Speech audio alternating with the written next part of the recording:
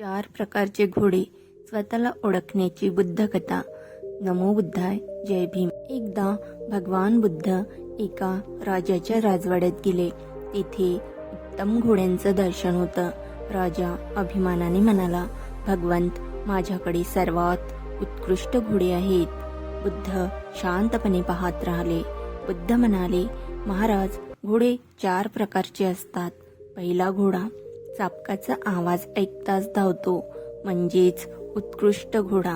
दुसरा घोडा चाबक स्पर्श झाला की धावतो, चांगला घोडा. तिसरा घोडा चाबक जोरात लागला की धावतो, म्हणजेच सामान्य घोडा. चौथा घोडा चाबूक लागूनही भयाने थरथरतो, म्हणजेच अयोग्य घोडा.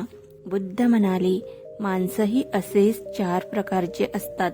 श्रेष्ठ माणूस फक्त उपदेश ऐकून मार्गावर येतो. चांगला माणूस समज दिल्यावर बदलतो. सामान्य माणूस दुःख आल्यानंतर शहाणा होतो. मूढ माणूस दुःख असूनही बदलत नाही.